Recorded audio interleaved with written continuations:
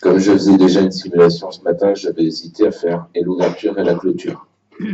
Bon, comme j'ai des collègues vigilants, et même parmi les plus anciens, il y en a une qui m'a dit « Tu as déjà fait le coup une fois il y a 15 ans, pour une autre activité qu'on avait en commun, tu ne vas pas nous le refaire, c'est normal, tu fais un petit mot d'ouverture, un petit mot de clôture, c'est toi qui coordonnes, c'est normal que tu le fasses. » Ben, je suis assez heureux de faire l'ouverture et la clôture en plus de la simulation, mais je suis aussi très content, je me dis bravo à moi-même, de ne pas avoir choisi la synthèse pour faire la clôture.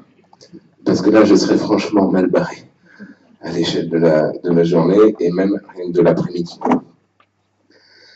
Quand même essayer de dire 2 ou 3 trucs dans l'ordre que je peux. Bien sûr, je suis aussi sous tout ce que je viens d'entendre. Et évidemment, comme je pense pour beaucoup d'entre vous, ça me touche aussi d'entendre Jacques Serfas parler comme ça de l'histoire de cette personne et je sais pas comment le dire, bon, du traumatisme qui s'empile. Voilà, du traumatisme qui appelle le traumatisme et qui s'empile comme un millefeuille. Je trouve que ça fait beaucoup. Et on voit bien effectivement toute la complexité de la chose. C'est qu'en même temps, elle a survécu. Et on peut même se demander si elle n'avait pas vu ça, qu'est-ce qui serait passé. Enfin, c'est terriblement complexe, je trouve. Et ça nous invite vraiment à beaucoup d'humanité.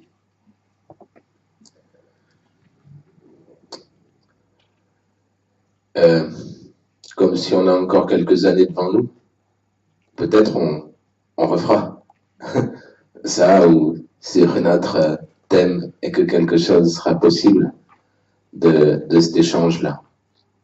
Pour ceux qui ont besoin de comprendre pourquoi on est des êtres de symboles et pourquoi, enfin, des êtres de symboles, des êtres qui passons par cette dimension symbolique et pourquoi la parole nous constitue, vous pouvez lire pour la version la plus optimiste, par exemple, les ouvrages de Cyrulnik, comme La naissance du sens ou Les nourritures affectives. Vous trouverez dedans beaucoup de choses autour de la parole. Et vu ce qu'on vient d'entendre, peut-être que d'aucuns pourraient penser qu'on pourrait réserver la partie un peu plus pessimiste à Jacques Serfas. Pourtant, je vous assure que non. Je vous assure que non. Il est capable de parler de choses très difficiles et très bousculantes, humainement très dures, mais par contre, il n'est pas du tout enfermé dans le truc. Et je ne vais pas raconter à sa place la suite du livre et ce qui se passe dedans. Mais c'est sûr que je vous invite à le lire.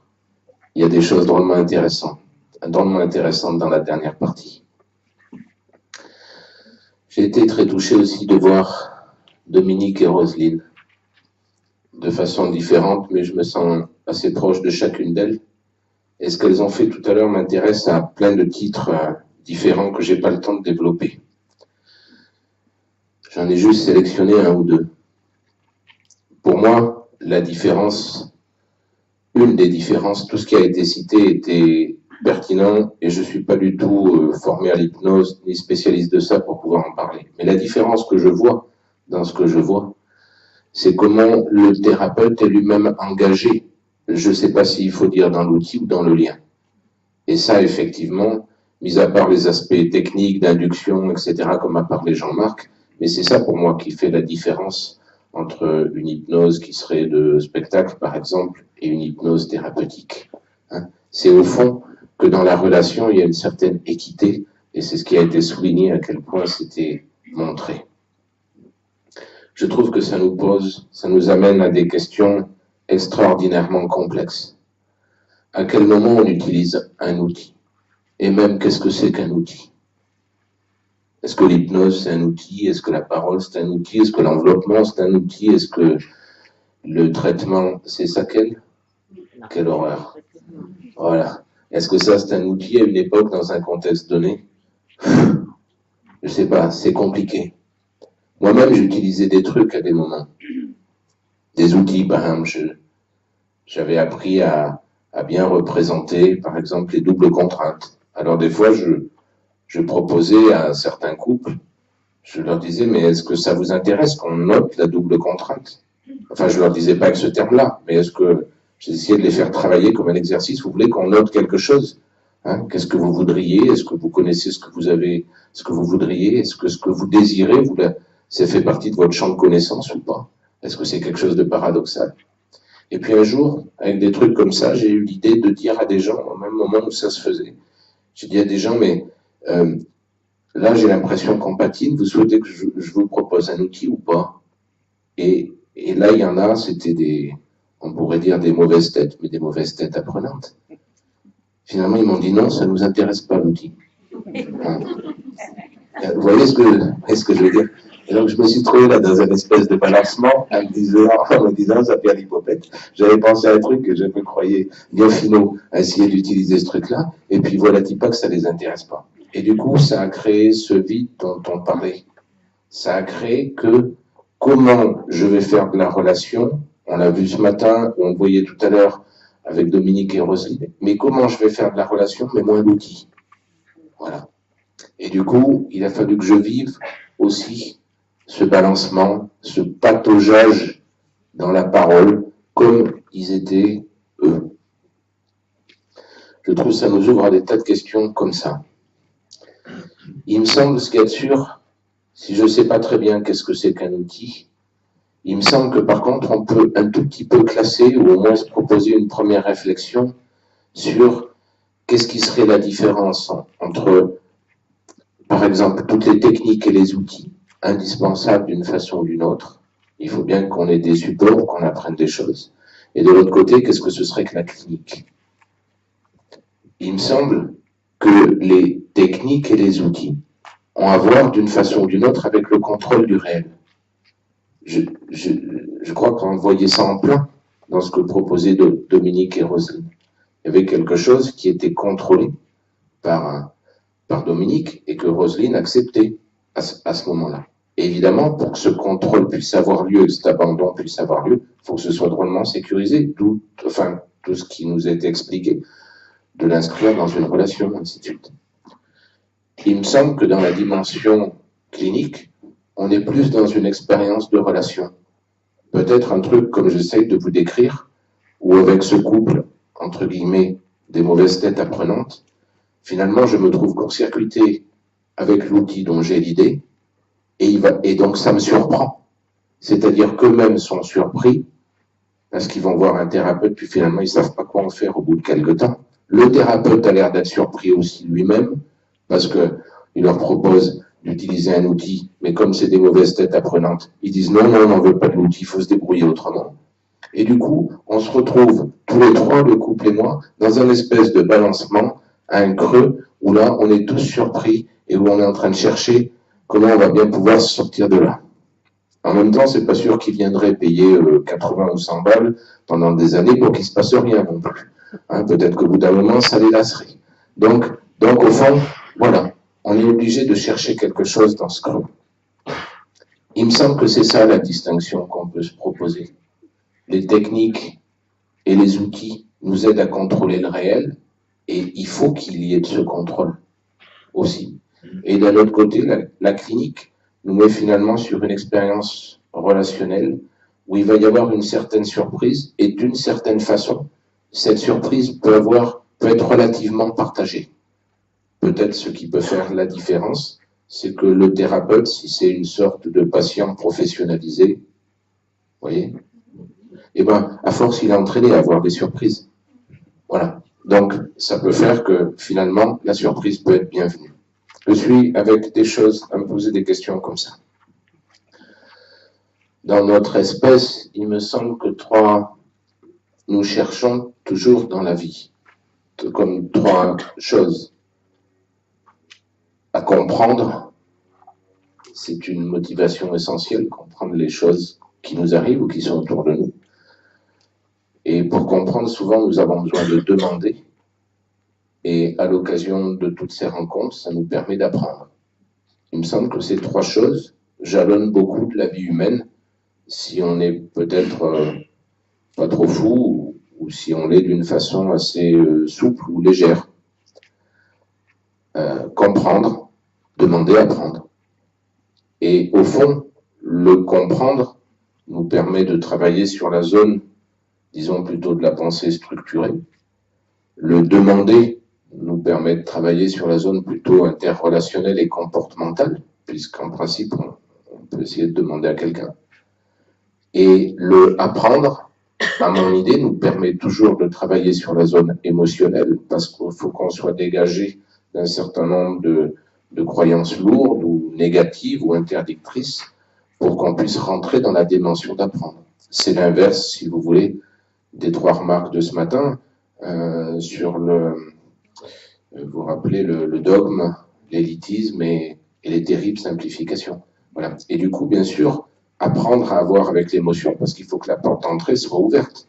Si émotionnellement il y a des interdictions ou des impossibilités où ça bouillonne trop, on va complètement fermer la porte et du coup on n'apprend pas. Voilà. Mais surtout, je voulais souligner au fond que ces 3 choses, comprendre, demander, apprendre, nous font toucher ces 3 sphères qui nous constituent. Le côté plutôt pensée structurée, le côté plutôt interrelationnel, les comportements et les émotions. Ça fait beaucoup de travail quand même, finalement, dans une vie humaine. Et on peut imaginer pour les personnes que nous rencontrons qu'il y a peut-être un petit peu quelque chose par moment qui s'est coincé dans la combinaison des étapes de vie, des étapes de développement, qui fait qu'au niveau de ces 3 paramètres, du comprendre, demander, apprendre, ça a un petit peu bloqué. Je trouve que c'est d'autant touchant quand, pour soi-même, quand c'est l'heure pour soi, ou quand on est en position de professionnel, mais quand quelqu'un vient justement frapper à la porte au fond. Frapper à la porte, toc toc, pour justement demander quelque chose. Et même si cette demande, inévitablement, on ne peut pas la prendre telle qu'elle, parce qu'il n'y a aucune chance que l'adéquation soit exacte tout de suite. Mais par contre, toute l'importance quand même qu'il y a à la recevoir au fond, à la recevoir telle qu'elle est énoncée, et à la mettre au travail ensemble pour essayer d'en faire quelque chose d'une, je sais pas, une construction, quelque chose qu'on peut faire peut-être ensemble, et que la personne peut après au fond s'approprier et utiliser pour elle-même. Il me semble qu'il y a des choses un petit peu comme ça. J'ai été sensible tout le long de la journée à la vision qui est la nôtre, ça vous l'avez bien compris. On cherche au fond la parole comme n'importe quel autre outil ou technique, c'est à la disposition de la relation. Ce n'est pas une spécificité d'une corporation professionnelle ou autre. Et évidemment, au fond, ce qui compte, c'est que les uns et les autres, on puisse avoir des moyens pour comprendre ce qui se passe et qu'on soit capable d'en rendre compte d'une façon ou d'une autre, d'en échanger, d'en parler et d'entendre ce qui est dit sur les différentes choses que nous pratiquons. Et c'est pour ça, au fond, que dans l'idée de la journée d'études, il y a une idée très, très circulaire. C'est presque dommage que les journées soient pas plus longues. On sent qu'on aurait pu discuter encore plus. Bon, à une autre occasion. Ça me touche quand même beaucoup dans cette vision-là de voir ici beaucoup de personnes connues, beaucoup de visages connus, et je dirais même des visages amis aussi. Et ça, c'est quelque chose qui est très favorable et qui soutient bien sûr notre travail et notre propre et ma propre dynamique. Et je tenais à le dire avant qu'on passe aux réjouissances. Pour ponctuer sur le lien, juste avant encore, je dis merci à chacun de mes collègues, chacune et chacun de mes collègues qui ont travaillé ici aujourd'hui. Je me dis, c'est vraiment une chance. Pour moi, ce Sketcher, je le vis comme ça, d'être entouré par des personnes comme ça. Parce que moi-même, je me sens assez tranquille ou à l'aise dans ce que je fais. J'aime beaucoup mon métier, mais je me rends compte que je suis très nourri par ceux qui m'entourent et par tout ce qu'ils amènent. Et je pense que ça fait beaucoup au fait que je me sens bien dans mon métier. Donc, ça, j'imagine que c'est un apport très bénéfique. Et je vous souhaite à chacune et chacun de pouvoir vous entourer de ce genre de façon-là. Dans une vision humaniste, s'il fallait synthétiser un petit peu ce qu'on s'est dit, je ne vais pas pas distinguer, surtout pas chercher à opposer les deux notions, la notion d'outil ou la notion de parole. Par contre, il me semble qu'on peut mettre en corrélation la notion d'outil et la notion de lien. Et il me semble que dans une vision humaniste, on peut vraiment se dire, quoi que ce soit qu'on mette dans outil, hein, la liste est assez élargie, je vous ai dit il y a quelques instants que j'en étais, mais dans une vision humaniste, il me semble que bien sûr, l'outil doit être au service du lien, et pas l'inverse. Voilà. Et il me semble que ça, c'est un point qu'on peut avoir comme un peu un point de vigilance. Voilà. À quel moment l'outil est utile pour améliorer la relation, ou est-ce que peut-être par moment ça peut la gêner parce que quelqu'un va être trop pris ou enfermé à cause de l'outil, même si l'intention peut être bonne. Voilà, c'était un petit peu ça que j'avais envie de vous proposer pour finir. C'est OK? Pascal vous l'a rappelé tout à l'heure. D'une part, les résidents des foyers Saint-Berthoumieux et la Prix Montagnard réalisent les choses que vous voyez là sur la scène et en exposition. Si certains d'entre vous sont intéressés, c'est à vendre ou en commande. Et puis pour ceux qui le souhaitent, c'est avec beaucoup de plaisir de partager le pot de l'amitié. Merci pour vos bonnes participations et bon retour.